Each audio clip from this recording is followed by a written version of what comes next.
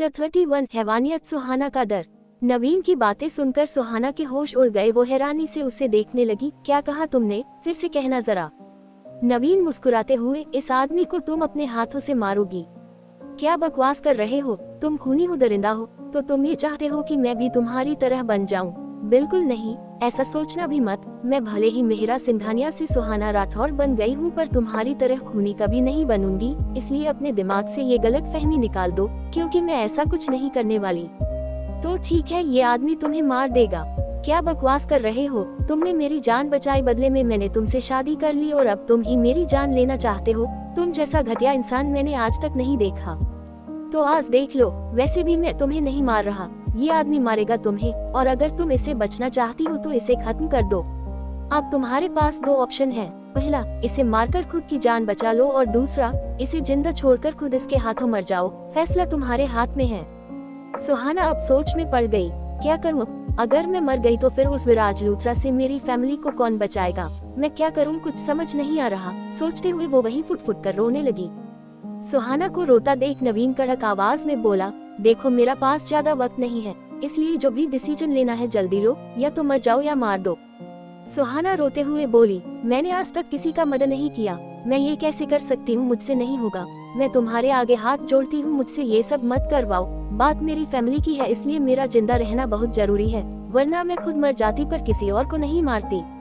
तुम इस इंसान को ये समझकर मारो कि ये वही इंसान है जिसने तुम्हारी जान ली थी। बस सिंपल सा। नवीन की बातें सुनकर सुहाना हैरान थी। एक इंसान की जान क्या इतनी सस्ती है जो ये बड़े बड़े बिजनेसमैन वाले उन्हें किडनैप करके मार देते हैं। तभी नवीन उसके सामने चुटकियां बजाते हुए बोला, क्या सोच रही हो? जो भी करना है जल्दी करो। नवीन उसके हाथों में बंदूकें थमाते हुए उसके पॉइंट उस आदमी के सामने किया और चिल्लाते हुए बोला, come on shoot.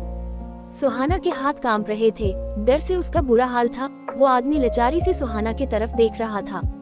Come on Suhana, fire. इतने बोलते ही गोली की आवाज आए और वो आदमी वही ढेर हो गया। ये देखकर सुहाना के हाथों से गन छुटकर नीचे गिर गए। ये मैंने क्या कर दिया? नहीं, मुझे ऐसा नहीं करना चाहिए था। मैंने एक बेकसूर की जान ली है। नहीं नहीं नहीं, सुहाना जोर से चिल्ला पड़ी। नवीन उसके कंधे पर हाथ रखते हुए बोला, एक्सीलेंट मिसेज राठौर। अब लग रहा है कि आप नवीन राठौर की बीवी है। खैर ये तो शुरुआत है, आगे आगे देखिए मैं क्या करता हूँ। सुहाना अभी भी सदमे में थी। तभी नवीन उसका हाथ पकड़कर बाहर लेकर आया और कॉल करके कुछ लंच ऑर्डर किया। सुहाना धम्म से आकर सोफे पर बैठ गई। अभी भी वो इसी सोच में डूबी हुई थी कि जो उसने किया गलत किया। तभी नवीन का मंगवाया हुआ ऑर्डर वहां आ गया। नवीन उस चपरासी को सुहाना के सामने जो टेबल रखा हुआ था उस पर रखने के लिए बोला और आकर उसके बगल में बैठ गया।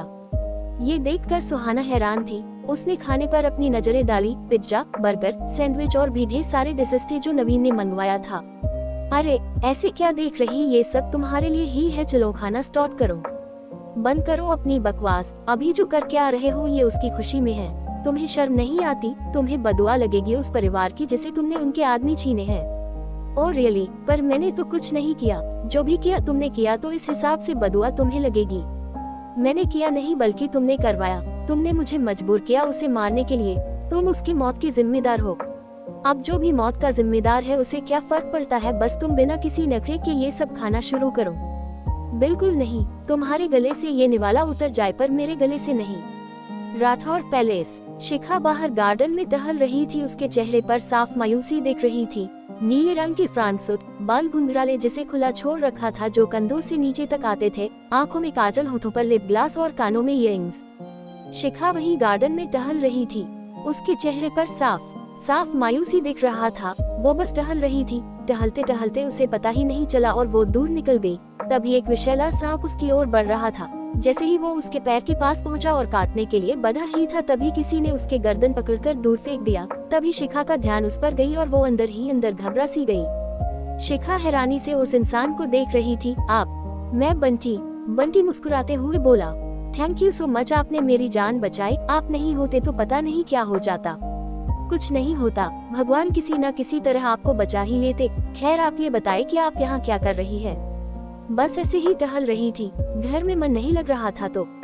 बंटी मुस्कुराते हुए बोला, वैसे आपका नाम क्या है? मेरा नाम भावना है और मैं रेहा की दोस्त हूँ। कुछ दिन के लिए उसके पास आई थी।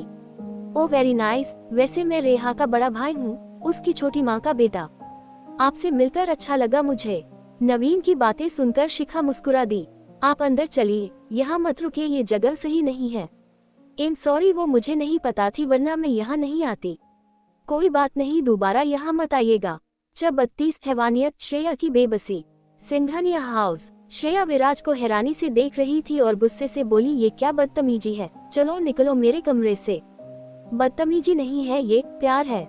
शट अप, कितनी बार कहा है तुमसे, मैं तुमसे प्यार नहीं करती, क्यों मेरे पीछे पड़े हुए हो? जो तुमसे प्यार करती थी उसे तो तुमने मार दिया और अब मेरे पीछे पड़े हुए हो। ओह रियली, तुम्हें नहीं पता कि मैं क्या कर सकता हूँ। तभी श्रेया एक जोरदार थप्पड़ उसके गालों पर लगाए और उंगली दिखाते हुए बोली, ये धमकी किसी और को देना श्रेया सिंघानिया तुम्हारे धमकियों से अब नहीं डरेगी। अब तुम्हें जो भी करना है कर लो, पर तुम मुझे हासिल नहीं कर पाओगे। फिर मैं भी बताता हूँ कि मैं क्या कर सकता हूँ। कहते हुए विराज कमरे से बाहर निकला। श्रेया अंदर ही अंदर घबरा रही थी, कहीं ये सचमुच कुछ कर न दे। तभी उसके फोन पर एक एसएमएस आया। श्रेया जल्दी से वो एसएमएस पढ़ी जिसमें लिखा हुआ था, घर के बाहर आओ जल्दी। वो एसएमएस पढ़कर श्रेया भागते हुए बाहर आई। बाहर जाकर हर तरफ देख ली पर कुछ भी दिखाई नहीं दिया। तभी उसके फोन पर कॉल आया। उसने झट से कॉल उठाई। पीछे पलटो और ऊपर देखो। श्रेया फोन अपने कान के लगाई हुई थी। जैसे ही वो पीछे मुड़कर वो ऊपर की ओर देखी तो उसे बहुत बड़ा झटका लगा। श्रेया लड़खड़ा कर वहीं गिर पड़ी।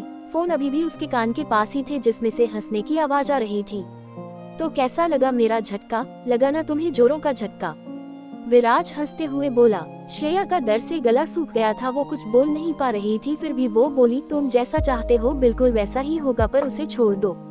विराज टेरेस पर खड़ा था और पिया के 6 महीने के बेटे को रेलिंग पर सुला दिया था जो कभी भी गिर सकता था। इसे देखकर श्रेया के तो जैसे होश ही गायब हो गए थे। अब अगर तुम अपनी बातों से इनकार किया तो ये पीयूष जो यहाँ रेलिंग पर दिख रहा है वो तुम्हें नीचे मरा हुआ मिलेगा। नहीं, कुछ मत करना उसे, तुम जैसा कहोगे बिल्कुल वैसा ही होगा, श्रेया रोते हुए बोली। विराज पीयूष को लेकर वहाँ से चला गया। श्रेया खुद को संभालते हुए अंदर आए और विराज के हाथों से पीयूष को ले लिया और प्यार से उसे चूमने लगी। मेरा बच्चा, तुम्हें कुछ हो जाता तो मैं जी नहीं पाती, श्रेया रोते हुए बोली। विराज डेविल स्माइल के साथ श्रेया को देख रहा था। तभी वहाँ पिया आई। श्रेया के गोद में पीयूष को देखकर वो मुस्कुराते हुए बोली, श्रेया लाओ, मैं पीयूष को सुला देती हूँ, वो तुम्हारे गोद में ही सो गया है। श्रेया उसे दे दी और अपने कमरे की ओर चल दी। तभी विराज भी बिना कुछ बोले उसके पीछे पीछे आया। श्रेया आकर चुपचाप बैठ गई। उसके हाथ पैर अभी भी डर से कांप रहे थे। देखा तुमने, मेरी बात ना मानने का नतीजा, अब दोबारा मुझे कोई शिकायत नहीं मिलनी चाहिए वरना अंजाम भयानक होगा। श्रेया उसकी बातों को कोई जवाब नहीं दी, वो बेबसी से बस रोए जा रही थी। तभी विराज उसका हाथ पकड़कर उसे अपने करीब खींचा और उसके आंसुओं को पोंछते हुए बोला, मुझे तुम्हारे आंखों में आंसू अच्छे नहीं लगते हैं, इसलिए अब तुम्हारे आंखों से आंसू भी नहीं बहनी चाहिए। श्रेया उसकी बातों का कोई जवाब नहीं दी। तभी विराज उसके कमर से होते हुए उसके पेट पर अपनी उंगली सहलाने लगा, पर श्रेया बेबस खड़ी थी। विराज उसके होठों के करीब अपने होठों बढ़ाया ही था, तभी अचानक दरवाजा खुला और सामने रीचा खड़ी थी। रीचा को देखकर दोनों एक दूसरे से दूर हटे। रीचा तो हैरान थी उन दोनों को उस तरह देखकर, पर उसे सच पता थी और वो जानती थी कि अगर उसने मुंह खोला तो ये दोनों उसे मार देंगे, इसलिए वो सिर्फ इतना ही बोली, पापा तुम्हें बुला रहे हैं, तुम जाओ। श्रेया थोड़ी देर में आ रही है, विराज बिना उसकी तरफ देखे ही बोला, जिसे सुनकर रीचा गुस्से से बौखला उठी। श्रेया, तुम्हें सुनाई नहीं दे रहा है मैंने क्या कहा? जाओ, तुम्हें पापा बुला रहे हैं अभी। ये सुनकर श्रेया तुरंत वहाँ से बाहर की ओर भागी और मन ही मन, thank you so much Richa, गुस्से में ही सही पर मेरी हेल्प तो की, सोचते हुए वो अपने मम्मी पापा के कमरे की ओर भागी। विराज गुस्से से रीचा को घूर रहा था और रीचा विराज को। दोनों एक दूसरे को इतना गुस्से से देख रहे थे कि आंखों से ही एक दूसरे का मर्डर कर दे। ऐसे क्या देख रही हो? श्रेया तो चली गई है ना, तो तुम यहाँ खड़ी मुझे क्यों घूर रही हो? जाओ यहाँ से, मुझे तुम्हारी ये शक्ल बिल्कुल भी पसंद नहीं है। आपको पसंद नहीं है तो इसमें मैं क्या कर सकती हूँ, और आपको मेरे शक्ल से इतना ही नफरत है तो इस घर में क्यों है? चले जाए यहाँ से। वैसे भी जिस लड़की से आपकी शादी होने वाली थी वो तो अब रही नहीं, फिर यहाँ रहकर क्या उखाड़ रहे हो? रीचा, बिहेव योरसेल्फ, बड़ों से बात करने की तमीज नहीं है। बड़े आप जैसे हो तो हम जैसे छोटे बच्चे अपनी तमीज भूल जाते हैं। आप जैसे बड़ों को तमीज सिखाने के लिए बहुत बोल रही हो तुम। तुम्हें नहीं पता कि इसका अंजाम क्या हो सकता है। नामर्दों की आदत होती है छुप छुप कर वार करने की। अगर मर्द हो तो सबके सामने आओ, फिर बताते हैं हम तुम्हें। विराज हैरानी से उसे देख रहा था। तुम कहना क्या चाहती हो और नामर्द किसे बोल रही हो? आप नामर्द नहीं हो ना, तो आप क्यों चिढ़ रहे हो? आप शांत रहो, जो होगा उसे पता चल ही जाएगा। कहते हुए रीचा वहाँ से चली गई और ढेर सारे सवाल विराज के पास छोड़ गई। इधर श्रेया अपने पापा के कमरे में आई तो वहाँ कोई भी नहीं था। वो भागते हुए अपनी बड़ी माँ के कमरे में आई, सब लोग वहीं पर मौजूद थे। 33 हैवानियत नवीन की मनमानी। श्रेया भागते हुए अपने बड़ी माँ के कमरे में आई, सब लोग वहीं मौजूद थे। कुसुम बेंच पर लेटी हुई थी और लखन उनकी तकिया के पास बैठे हुए थे। साधना और गौरव वही सोफे पर बैठे आपस में बातें कर रहे थे। तभी श्रेया को देखकर सभी हैरानी से उसे पूछे, क्या हुआ, तुम ऐसे भागते हुए क्यों आ रही हो? रीचा ने बताया कि आप लोग मुझे इमीडिएटली बुला रहे हैं। नहीं, हमने तो नहीं बुलाया, पर आ गई हो तो कुछ देर यहीं रहो। गौरव की बातें सुनकर श्रेया वही सोफे पर बैठ गई। तभी रीचा गुस्से से वहां आई। श्रेया की ओर देखते हुए बोली, पापा, श्रेया दीदी पढ़ने के लिए लंदन जाना चाहती थी ना, आप उन्हें भेज दीजिए। अचानक से रीचा की ऐसी बातें सुनकर सभी हैरान थे। कुसुम के कानों में भी थोड़ी थोड़ी बातें जा रही थी। तभी लखन जी गुस्से से उस पर बरस पड़े, हद होती है बेहुदगी की, दिन पर दिन तुम बिगड़ती जा रही हो। तुम्हारा ये श्रेया के प्रति जो रवैया है ना, वो मुझे बिल्कुल भी पसंद नहीं। कितनी बार कहा तुमसे कि वो तुम्हारी बड़ी बहन है, तमीज से बात करो उसे, पर तुम कोई ना कोई बहाना ढूंढकर उसे टॉर्चर करती रहती हो। बड़े पापा, ये आप क्या बोल रहे हैं? मेरी कोई उनसे दुश्मनी नहीं है जो मैं उन्हें टॉर्चर करूंगी। वो तो मैं इसलिए कह रही थी ताकि उनकी पढ़ाई डिस्टर्ब ना हो। वैसे भी हमारे घर का माहौल उतना सही नहीं चल रहा है। आप इसके आगे रीचा कुछ बोलती तभी गौरव उसे रोक दिए। बस, अब इसके आगे कुछ नहीं बोलोगी तुम। श्रेया यहाँ से कहीं नहीं जाएगी और अभी मैं जिंदा हूँ ये सब फैसले लेने के लिए। तुम ये अधिकार मुझसे मत छीनो। पापा, आप ये क्या बोल रहे हैं? बिल्कुल सही कह रहा हूँ मैं। तभी श्रेया बीच में ही बोली, पापा, रीचा जैसा कह रही है प्लीज मान लीजिए ना उसकी बात। मेरी डिस्टर्ब हो रही है यहाँ। मैं वहाँ जाऊंगी तो पढ़ाई करूंगी, यहाँ रहकर क्या करूंगी? अब तो माँ भी ठीक हो गई है। रीचा हैरानी से श्रेया को देख रही थी। उसे तो लगा था कि श्रेया जाने से इनकार कर देगी, पर वो तो खुद ही जाने के लिए बोल रही है। तभी गौरव बोले, श्रेया बेटा, हम सब तुम्हारे साथ है, तुम्हें रीचा के बातों पर बिल्कुल भी ध्यान नहीं देना चाहिए, अभी बच्ची है वो। नहीं पापा, ऐसी कोई बात नहीं है, मैं भी लंदन जाना चाहती हूँ। वैसे भी रेखा दी और समायरा दी वहीं पर है, तो मुझे भी उन लोगों के साथ अच्छा लगेगा। अब श्रेया खुद जाने के लिए बोल रही थी तो गौरव मना नहीं कर पाए। ठीक है, 2 दिन बाद तुम लंदन चली जाना, मैं टिकट बुक करवा देता हूँ। गौरव की बातें सुनकर श्रेया मन ही मन राहत भरी सांस ली। इधर सुहाना अभी भी शांत बैठी हुई थी और उसके सामने ही नवीन मजे ले लेकर पिज्जा और बर्गर खाए जा रहा था। कोई इंसान इतना जालिम कैसे हो सकता है? किसी की जान लेकर पिज्जा और बर्गर खाए जा रहा है। पाप लगेगी तुम्हें, उसके घर वाले का बदुआ लगेगी तुम्हें। सुहाना चिल्ला चिल्ला कर बोले जा रही थी। नवीन उठा और उसका हाथ पकड़ लिया। ये देखकर सुहाना हैरानी से अपना हाथ छुड़ाने लगी। हाथ छोड़ो मेरा, ये क्या कर रहे हो, पागल हो क्या? नवीन उसे खींचते हुए लेकर आया। उसके केबिन में एक तरफ कांच का दीवार जैसा बना हुआ था, वो दरवाजा ही था। नवीन उसे तुरंत खोला और सुहाना को गोद में उठा लिया और बोला, अब अगर एक भी लफ्ज जुबान से निकाली तो यहाँ से सीधा नीचे फेंक दूंगा। नवीन की बातें सुनकर सुहाना अपना सर उठाकर नीचे की ओर देखी तो हैरान थी। डर से उसका गला सूखने लगा था। हकलाते हुए बोली, देखो देखो, तुम ऐसा कुछ नहीं करोगे। मैं यहाँ से नीचे गिरी तो मैं मर जाऊंगी। हाँ, तुम मर जाओ। तुम्हारे जैसे लोग इस धरती पर एक बोझ के समान हैं, जो खुद तो चैन से जीते नहीं है और दूसरों को भी चैन से जीने नहीं देते। मुझे नीचे उतारो प्लीज, हम अंदर चलकर बात करते हैं। यहाँ मुझे बहुत डर लग रहा है। नवीन राठौड़ की बीवी डरपोक हो, ये उसे पसंद नहीं। तुम्हें अपना ये डर खत्म करना ही होगा, वरना क्या? सुहाना हैरानी से पूछी। वरना मैं तुम्हें यहाँ से फेंक दूंगा। प्लीज हम अंदर चलकर बात करते हैं। और मैं डरपोक नहीं हूँ, मैं बहुत ही निडर हूँ। अभी तुम मुझे जानते ही कहा हो। अब अंदर लेकर चलो प्लीज। तुम्हारा नौकर नहीं हूँ, खुद से चल कर जाओ। नवीन उसे नीचे उतारते हुए बोला। जैसे ही नवीन उसे नीचे उतारा, सुहाना भागते हुए अंदर आए और सोफे पर बैठ गई और जल्दी जल्दी पानी का बोतल उठाकर पीने लगी। नवीन भी अंदर आया। नवीन को देखकर वो पिज्जा और बर्गर भी उठाकर खाने लगी। उसके चेहरे पर डर साफ नजर आ रहा था। तो मिसेस राठौड़, आप कैसे ये पिज्जा बर्गर खाए जा रही है? मैंने तो आपके लिए नहीं मंगवाया, फिर भी आप मेरा जूठा खाए जा रही है। आखिर चल क्या रहा है आपके दिमाग में? नवीन की बातें सुनकर वो तुरंत पिज्जा नीचे रख दी और बड़े ही मासूमियत से बोली, एम सॉरी, मुझे नहीं पता था कि आपने ये पिज्जा और बर्गर खुद के लिए मंगवाया है। मुझे लगा कि मेरे लिए भी है। अभी अभी तो इतने बड़े बड़े प्रवचन दे रही थी, अब क्या हुआ? कहाँ गए आपके सोकाल प्रवचन? सुहाना मन ही मन, मेरा बस चले तो मैं अभी यही तुम्हें सूट कर दूं। पर आपका वश नहीं चला और मैं जिंदा हूँ। नवीन मुस्कुराते हुए बोला। आप ये क्या बोल रहे हैं? वही जो आप सोच रही है। पर मैं क्या सोच रही हूँ ये आपको कैसे पता चल जाता है? क्योंकि आप बेवकूफ हो इसलिए। मतलब मैं कुछ समझी नहीं। आपका समझना जरूरी भी नहीं है। अब हम दोनों को घर चलना चाहिए। वहाँ मुझे आपसे बहुत ही पर्सनल काम है जो आपको करने ही होंगे। नवीन की बातें सुनकर सुहाना घबरा सी गई। 34 हैवानियत, सुहाना की आंखों में आंसू। पर्सनल काम? कौन से पर्सनल काम? सुहाना हैरानी से उसे देखते हुए बोली। नवीन चिढ़ते हुए, तुम्हें समझ नहीं आता? घर का काम है तो घर चलकर उस पर बात करते हैं। यहाँ मुझे उस बारे में कोई बात नहीं करनी। नहीं, मैं घर तब तक नहीं जाऊंगी जब तक तुम मुझे बता नहीं देते।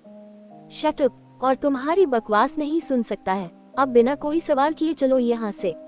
नवीन उसे गुस्से भरी नजरों से देखते हुए बोला और वहाँ से उठकर चल दिया। सुहाना भी उसके पीछे पीछे आई।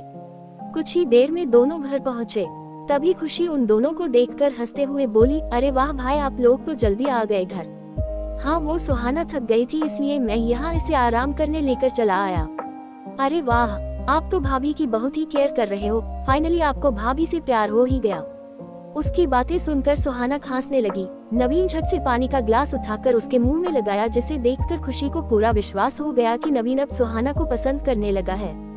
इधर नैनी अपने कॉलेज से घर आकर अपने कमरे में बैठी हुई थी। जैसे ही वो किसी काम से बाहर आई तो सामने का नजारा देखकर हैरान थी। नवीन सुहाना को अपने हाथ से पानी पिला रहा था। नैनी मन ही मन, अपने हाथों से भी तो पानी पी सकती है, लगता है जैसे कहीं की महारानी जी है। दादी माँ भी वहाँ आकर सोफे पर बैठ गई। नवीन और सुहाना के बीच की बॉन्डिंग को देखकर उनका दिल खुश हो गया। उन्होंने बड़े ही प्यार से सुहाना को अपने पास बुलाया। सुहाना आकर उनके बगल में बैठ गई। सुहाना, कैसा रहा आज का दिन? दादी माँ की बातें सुनकर नवीन, जो अपने कमरे में जा रहा था, अचानक रुक गया और सुहाना को घूरने लगा। सुहाना भी उसे ही देख रही थी। उन दोनों को एक दूसरे को घूरता देख खुशी नवीन के कंधे पर अपना हाथ रखते हुए बोली, क्या बात है भाई, आज तो आपकी नजरें भाभी पर से हट ही नहीं रही है। मुझे लगता है कि आप दोनों को हर दिन ऐसे ही घूमने जाना चाहिए ताकि आप लोगों में और भी प्यार बढ़े। क्यों दादी माँ, सही कहा ना मैंने? बिल्कुल सही कहा। इधर नैनी, जो कब से उन लोगों की बातें सुन रही थी, चिढ़ते हुए वो किचन की ओर बढ़ गई। तभी दादी माँ उसे किचन में जाता देख उसे रोकते, नैनी बेटा। जी दादी माँ। बेटा जरा मैंगो जूस किचन से लेकर आना। जी दादी माँ, कहते हुए आगे बढ़ी और अचानक रुक गई। दादी माँ, आपको तो शुगर है ना, फिर आप ये जूस किसके लिए मंगवा रही है? अरे बेटा, मैं अपने लिए नहीं मंगवा रही, ये सुहाना के लिए बोली हूँ। वो बाहर से आई है, थक गई है, उसी के लिए लेकर आ। दादी माँ की बातें सुनकर नैनी के तो जैसे खून खौल उठे। वो बिना कोई जवाब दिए ही किचन में चली गई। सुहाना समझ गई कि नैनी को उसके लिए जूस लाना अच्छा नहीं लगा। दादी माँ, क्या जरूरत थी ये सब करने की? और वैसे भी अभी मुझे कुछ भी पीने का मन नहीं है। तभी नवीन उसे दांत पीसते हुए बोला, दादी माँ के बातों को काटने की कोशिश भी मत करना, समझी? उन्होंने जो कहा है चुपचाप करो। दादी माँ हमेशा हमारा भला ही चाहती है, वो कभी कुछ भी गलत ना करती है ना कहती है। नवीन की बातें सुनकर सुहाना चुप हो गई। नैनी गुस्से से उस जूस में नमक और मिर्च दोनों मिक्स कर दिए और उसे लेकर बाहर आई। आकर वो सुहाना के सामने खड़ी हो गई। सुहाना को महारानियों की तरह बैठा देख नैनी और भी ज्यादा बौखला उठी।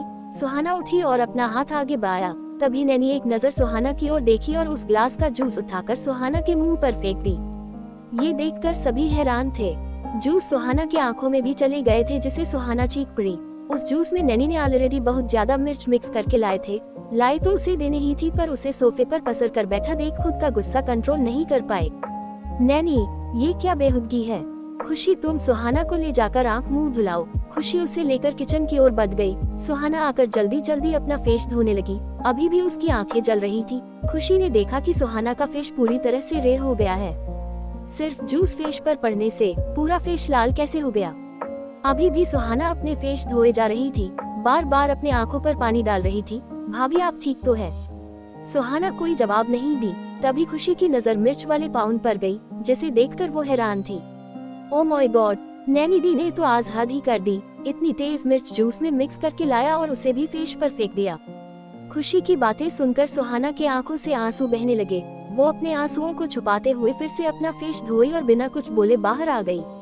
इधर नैनी अकड़ कर खड़ी थी। अभी उसने जो कुछ भी किया था उसे लेकर उसे कोई अफसोस नहीं था। दादी माँ उसे डांट लगा रही थी। जैसे ही उनकी नजर सुहाना पर गई तो वो हैरान थी सुहाना का फेस देखकर। सुहाना, तुम्हारा फेस इतना रेयर क्यों हो गए है? सुहाना कोई जवाब नहीं दी, वो चुपचाप वहाँ से जाने लगी। तभी नवीन उसका हाथ पकड़ लिया और उसके चेहरे की ओर देखते हुए बोला, दादी माँ ने कुछ पूछा है तुमसे, जवाब दो। तुम्हारे फेस अचानक से। तभी पीछे खड़ी खुशी बोली, मैं बताती हूँ। खुशी को आता देख सभी हैरान थे, नैनी भी। उनका फेस रेयर इसलिए हुआ है क्योंकि नैनी दी ने उनके जूस में वो तेज वाली मिर्च पाउडर मिला दी थी और वही लाकर उनके फेस पर डाल दिया। कोई इंसान इतना हैवान कैसे हो सकता है? आज भाभी की आंखें भी जा सकती थी, उनकी आंखें इतनी जल रही थी कि वो देख तक नहीं पा रही थी। खुशी की बातें सुनकर नवीन गुस्से से बौखला उठा और नैनी का हाथ पकड़कर अपनी ओर घुमाया और एक जोरदार थप्पड़ उसके गालों पर जड़ दिया, जिसे देख सभी हैरान थे। नैनी उसकी सबसे फेवरेट थी, आज तक उसने नैनी पर कभी हाथ नहीं उठाया था, चाहे वो कितनी भी गलतियां कर दे। इसलिए नैनी को लगा था कि आज भी वो कोई गलती करेगी तो कौन उसका क्या ही बिगाड़ लेगा। दादी माँ थोड़ा डांट लगाएंगी, बस हो गया। पर आज तो कुछ उल्टा ही हो गया, जिसकी कल्पना उसने कभी किया ही नहीं था। जैसे ही नैनी अपनी नजरें उठाई तभी एक और थप्पड़ उसके गालों पर पड़ी जो नवीन ने ही लगाया था। 35 हैवानियत प्लेन हुआ हाईजैक। जैसे ही नैनी अपनी नजरें उठाई तभी एक और थप्पड़ उसके गालों पर पड़ी, जिसे नैनी की आंखों से आंसू बहने लगे। भाई, ये आपने ठीक नहीं किया। किसी अजनबी के लिए अपनी सगी बहन पर हाथ उठाया और वो भी उसके सामने। एक बार भी नहीं सोचा कि उसके ऊपर क्या बीतेगी। शट अप, एक और लफ्ज नहीं, नवीन उस पर चिल्लाते हुए बोला, जिसे नैनी डर गई। अब तक तो उसने अपने भाई को दूसरों पर गुस्सा करते हुए देखा है, पर खुद पर इसका तो उसे अंदाजा भी नहीं था। तभी नवीन अपनी बातें बोलते हुए, वो कोई अजनबी नहीं है, बीवी है वो मेरी, और अगर मेरी पत्नी के साथ कोई घटिया हरकत करेगा तो मैं ये बर्दाश्त नहीं करूँगा। अभी के अभी सुहाना से माफी मांगो। नैनी हैरानी से अपने गालों पर हाथ रखी हुई थी और उसके आंखों आंसू बह रहे थे। भाई, मैं किसी भी सूरत में इस लड़की से माफी नहीं मांगूंगी। आप इसके बदले जो भी सजा देना चाहे दे सकते हैं। तभी नवीन तड़ाकर नैनी पर थप्पड़ बरसाने लगा। ये नजारा देख सभी हैरान थे। तभी सुहाना दौड़ते हुए जाकर नवीन का हाथ पकड़ ली। नवीन उसे गुस्से से घूरते हुए, हाथ छोड़ो मेरा, और तुम इस बीच में मत पड़ो। ओ प्लीज, ये नाटक बंद कीजिए, मुझे आपके उपकारों की जरूरत नहीं है। क्या बकवास कर रही हो? नवीन अपना हाथ झटकते हुए बोला, तुम्हें ये सब नाटक लग रहा है, और नहीं तो क्या? आपको इतना भी तमीज नहीं कि जब बहन बड़ी हो जाए तो उस पर हाथ नहीं उठाते? ये मेरे और नैनी के बीच की बात थी, आपको इसमें पड़ने की क्या जरूरत थी? मैंने आपसे कहा कि आप बीच में आए और ये ड्रामा क्रिएट करें। सुहाना की बातें सुनकर नवीन को अब और भी ज्यादा गुस्सा आने लगा था। नैनी चुपचाप खड़ी थी और सुहाना के इस बर्ताव पर हैरान थी। नैनी, अभी के अभी सुहाना से माफी मांगो, और अगर तुमने उसे माफी नहीं मांगा तो मैं क्या कर बैठूं इसका मुझे भी अंदाजा नहीं। नैनी माफी नहीं मांगेगी। सुहाना अपने कमर पर दोनों हाथ रख एटीट्यूड के साथ बोली, पर नैनी तो नैनी है, उसे तो बस सुहाना के बात काटने थे। इसलिए वो सुहाना पर चिल्लाते हुए बोली, मैं माफी मांगूंगी, और तुम होती कौन हो हम दोनों भाई बहन के बीच बोलने वाली? मैं अपने भाई की हर बात मानूंगी, चाहे भाई मुझे अपनी बहन माने या दुश्मन माने। नैनी की बातें सुनकर नवीन अपनी नजरें फेर लिया। तभी नैनी रोते हुए हाथ जोड़कर बोली, मुझे माफ कर दो। कहते हुए वो वहां से रोते हुए भागी। नवीन भी वहां से गुस्से में अपने कमरे की ओर चला गया। तभी खुशी सुहाना के पास आए, भाभी चलिए आप मेरे साथ, मैं आपको आपके चेहरे पर लगाने के लिए एक क्रीम दे रही हूँ, जिससे आपको बहुत ही आराम मिलेगा और चेहरे पर भी मिर्च का कोई असर नहीं करेगा। सुहाना उसके साथ साथ चल दी। सिंघनिया हाउस। श्रेया जल्दी जल्दी अपनी पैकिंग कर रही थी। विराज उस वक्त घर पर नहीं था। श्रेया अपना सूटकेस लेकर बाहर आई। हाल में सभी लोग उसका ही इंतजार कर रहे थे। कुसुम भी पहले से अब थोड़ा थोड़ा ठीक हो गई थी, वो भी हाल में श्रेया का इंतजार कर रही थी। श्रेया आकर सबसे गले मिली और सबके पैर छूकर वहां से निकलने लगी। तभी उसे कुछ याद आया और वो भागते हुए वापस आए और पिया के गोद से पीयूष को उठाकर अपने सीने से लगा ली। छोटी माँ, पीयूष का ख्याल रखिएगा, एक सेकंड के लिए भी खुद से अलग मत कीजिएगा।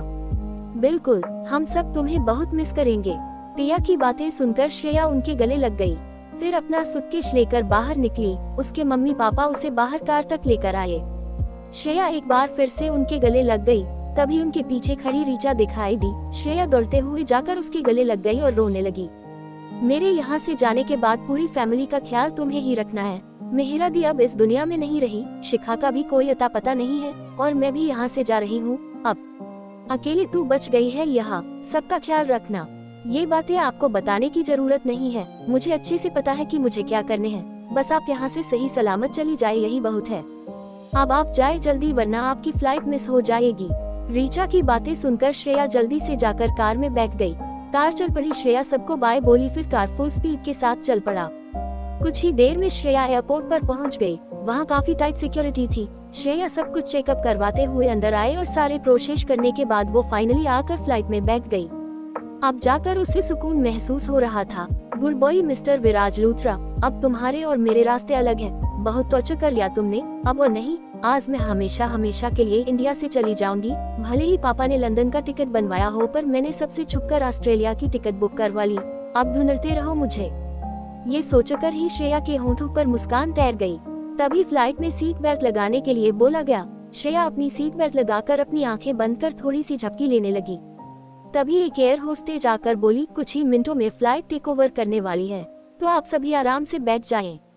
अभी वो इतना ही बोली थी तभी एक फायरिंग हुआ जिससे सारे यात्री घबरा गए। एयर होस्टेज को थोड़ा अजीब लगा कि अचानक से ये फायरिंग कहां से हुई। तभी सामने एक और एयर होस्टेज उसके पास जो बहुत ही घबराई हुई थी। क्या हुआ, तुम इतनी घबराई हुई क्यों हो? वो आगे भी बोलोगी क्या हुआ? प्लेन हाईजैक हो गया है। व्हाट? क्या बकवास कर रही हो? ये कैसे हो सकता है? अभी तो सब कुछ नॉर्मल था और अब प्लेन टेक ओवर भी करने होने वाला था, फिर अचानक से ये कैसे हो गया? अचानक से कुछ लोग बंदूकें दिखाकर प्लेन में घुस गए और उन्होंने हमारे पायलट को मार दिया।